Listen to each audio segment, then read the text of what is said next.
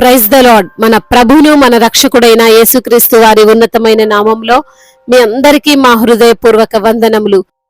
ఈ రోజు దేవుని వాక్యము, హృదయ శుద్ధి గల వారు ధన్యులు, వారు దేవుణ్ణి చూచెదరు. మత్తయి సువార్త 5వ అధ్యాయము 8వ వచనము. Blessed are pure in heart, for they will see God.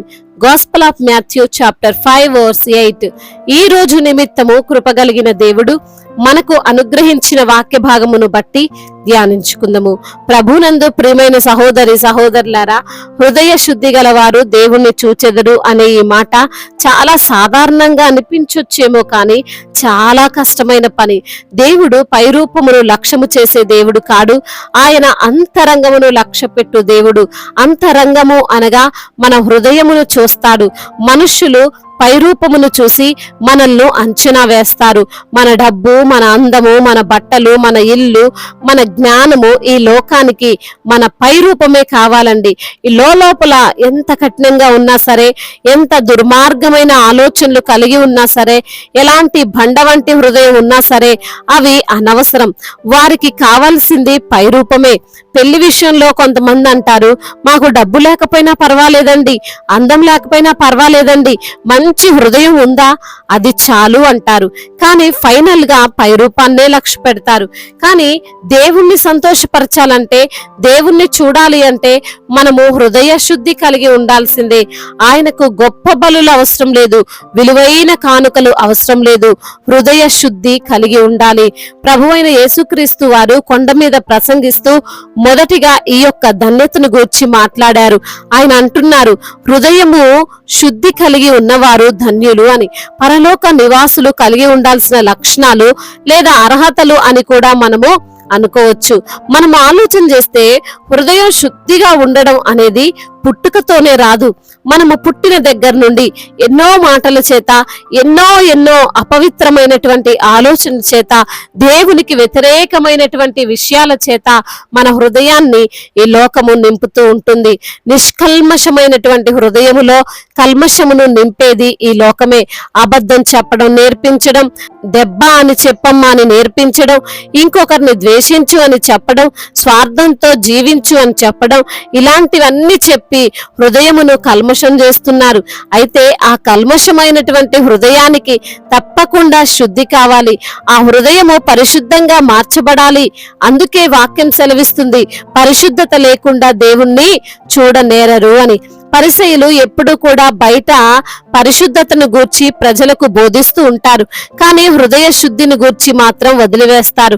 కానీ యేసయ్య మనకు ఆ హృదయ శుద్ధే కావాలి అని అంటున్నాడు. ఈ యొక్క సందర్భములో హృదయ శుద్ధి అనగా హృదయాన్ని వాక్యముతో శుద్ధి చేసుకోవాలి. వాక్యము అనే ఆ విలువైన పౌడర్ ని మాత్రమే హృదయాన్ని శుద్ధి చేయగలదు. హృదయ శుద్ధి లేకపోతే ఏమవుతుందంటే నెమ్మది ఉండదు, ప్రశాంతత ఉండదు, జీవితంలో ఆనందం అనేది ఉండదు. ఎప్పుడు కలవరము, ఎప్పుడు చెడు తలంపులు, చనిపోవాలి, ఆత్మహత్య చేసుకోవాలనే ఆలోచనలు మన హృదయములో నిండిపోతాయి. నెగిటివ్ ఆలోచనలు మనలో రాజ్యమేలుతాయి. దుఃఖముతో మనం ఉండిపోతాం. సంతోషంగా సమాధానంగా అస్సలు ఉండలేం. దావీదు పాపం చేసిన తర్వాత దావీదుకు శాంతి సమాధానం లేదు, ప్రశాంతత లేదు, పశ్చాత్తాపడ్డాడు. ఆ పశ్చాత్తాపములో నుండి ఒక మాట అంటున్నాడు, దేవా నా యందు శుద్ధ హృదయము కలగజేయము, నా అంతరంగములో స్థిరమైన మనస్సును ఉత్తరముగా పుట్టించుము అని. ఎప్పుడైతే దావీదు తన తప్పుడుకు పశ్చాత్తాపడ్డాడో అప్పుడు తన హృదయములో నెమ్మది ఉంది, ప్రశాంతత ఉంది, ఆనందంగా ఉండగలిగాడు. మరొక చోట దావీదు కీర్తిస్తున్నాడు, యెహోవా పర్వతమునకు ఎక్కదగిన వాడెవడు, ఆయన పరిశుద్ధ స్థలములో నిలవదగిన వాడెవడు అని. పరిశుద్ధ హృదయము గలవారు తప్ప మరెవరు ఆయన సన్నిధిని అనుభవించలేరు. పరిశుద్ధ హృదయం ఉంటేనే దేవుణ్ణి చూడగలరు అని. దేవుణ్ణి చూడడం అంటే ఆయన సన్నిధిని అనుభవించడం, సంతోషంగా ఉండడం, విశ్వాసంతో జీవించడం, ప్రశాంతంగా ఉండడం. ఈ రోజున నీ జీవితంలో ప్రశాంతత ఉండాలి అంటే నీవు దేవుణ్ణి చూడాలి. నీవు దేవుణ్ణి చూడాలి అంటే నీవు శుద్ధ హృదయం కలిగి ఉండాలి. అది దేవుని వాక్యముతోనే సాధ్యమవుతుంది. కాబట్టి వాక్యము చేత నీ హృదయమును పవిత్రపరచుకుని జీవించు, దేవుని సన్నిధిని అనుభవించు. దేవుడు దేవుడు ఈ మాటలను దీవించి మన హృదయములో ఫలింపచేయునుగాక. వాక్య భాగమును బట్టి ప్రార్థించుకుందాము. ప్రతి ఒక్కరు కూడా ప్రార్థనలో ఏకీభవించగలరు. ప్రార్థన. మహాశక్తి సంపన్నుడా, మహోన్నతుడా, కృపా కనికరములు కలిగిన దేవా, జీవాధిపతి, మీకు స్తోత్రాలు చెల్లిస్తున్నాము తండ్రి. అత్యున్నత సింహాసనము పైన ఆసీనుడై ఉండి నిత్యము వేవేల దూతల చేత గాన ప్రతిగానములు అందుకుంటున్న తండ్రి, నీకు వందనములయ్యా. మార్పులేని దేవుడవు తండ్రి, ప్రేమమయుడువయ్యా, దయామయుడు తండ్రి, కరుణామయుడు ప్రభ, నీకు స్తోత్రాలయ్యా. ఈ యొక్క తండ్రి సమయంలో మీరు మాతో మాట్లాడిన విధానాన్ని బట్టి మీకు స్తోత్రాలయ్యా. అవును తండ్రి, హృదయ శుద్ధి గల వారు ధన్యులు, వారు దేవుణ్ణి చూచెదరు అంటున్నావు తండ్రి. దావీదు భక్తుడు తన హృదయాన్ని శుద్ధి చేసుకొని అయా మీ సన్నిధిని అనుభవించి అయా మీ యొక్క సన్నిధిలో పశ్చాత్తాపడి తన పాపమును ఒప్పుకున్న తర్వాత సంతోషముతో ఆనందముతో తాను ఉండగలిగాడు. అవును దేవా, మేము కూడా ప్రభా చేసిన తప్పులను బట్టి అయా చేసిన అతిక్రమములను బట్టి ప్రభా నీ సన్నిధిలో పశ్చాత్తాపడేటువంటి మనసును మా అందరికీ మీరు దయచేయండి ప్రభా. అవునయ్యా, నీవు పరిశుద్ధుడైన దేవుడు ప్రభా, మేము కూడా పరిశుద్ధతను కలిగి ఉండాలి అని అంటున్నావు దేవా. నీవు తండ్రి కల్మషము లేని దేవుడవు, కరుణ కలిగినటువంటి దేవుడవు ప్రభా. అట్టి రీతిగా తండ్రి మేము ఉండడానికి మీ యొక్క సహాయమును మాకు అనుగ్రహించండి. ఎందరైతే బిడ్డలు ఈ రోజున వాక్యమును విని ప్రార్థనలో ఏకీభవిస్తున్నారో ప్రతి బిడ్డను మీరు పేరు పేరున దీవించండి అయ్యా, ఆశీర్వదించండి, బలపరచండి. మీ కృపాహస్తము ప్రతి ఒక్కరితోనూ ఉంచమని వేడుకుంటున్నాం అయా. బలహీనులను బలపరచండి, కృంగిపోతున్న వారిని లేవనెత్తండి అయా. శక్తిహీనులకు మీ యొక్క బలాన్ని దయచేయండి. అనారోగ్యముతో బాధపడుతున్న ప్రతి బిడ్డను మీరు తాకండి. సంపూర్ణ ఆరోగ్యమును, స్వస్థతను వారికి అనుగ్రహించండి.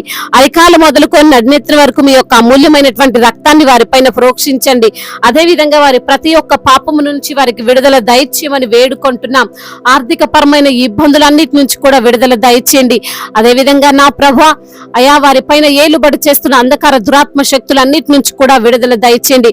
కుటుంబంలో క్షేమాన్ని దయచేయండి, సమాధానమును దయచేయండి, సఖ్యతను దయచేయండి, ప్రేమను విస్తరింప చేయండి తండ్రి దేవా. అదే విధంగా నా ప్రభా బిడ్డల రక్షణ కొరకు, కుటుంబ రక్షణ కొరకు ఎందరైతే బిడ్డలు ప్రభా అయా మీ సన్నిధిలో వేడుకుంటున్నారో అద్భుతమైన కార్యం వారి పట్ల జరిగించండి. ముఖ్యంగా భార్యాభర్తల మధ్య సమాధాన స్థితిని దయచేయమని వేడుకుంటున్నాం. చిన్న బిడ్డలందరినీ మీ యొక్క కాపుదల్లో భద్రపరచండి. అదే విధంగా యవన బిడ్డలందరికీ కూడా మీరు తోడుగా ఉండండి. యవన వయసులో మీ కాడిని మోసేటువంటి కృపను దయచేయమని వేడుకుంటున్నామయ్యా. అదే విధంగా నా ప్రభా ఆ చెడు వ్యసనాల నుండి, ఆ డ్రగ్స్ ఎడిక్షన్ నుంచి, ఆ మద్యపానము, ధూమపానము ఎడిక్షన్స్ నుంచి బిడ్డలకు విడుదల దయచేయమని వేడుకుంటున్నాము తండ్రి. అయా వృద్ధులను మీరు కాచి కాపాడండి. తల్లిదండ్రి లేని బిడ్డలకు, అనాథలను మీరు జ్ఞాపకం చేసుకొని నా తండ్రి వారి పక్షంగా మీరుండి న్యాయమును తీర్చమని వేడుకుంటున్నామయ్యా. దేశాన్ని అధికారులను కూడా దీవించండి అయ్యా.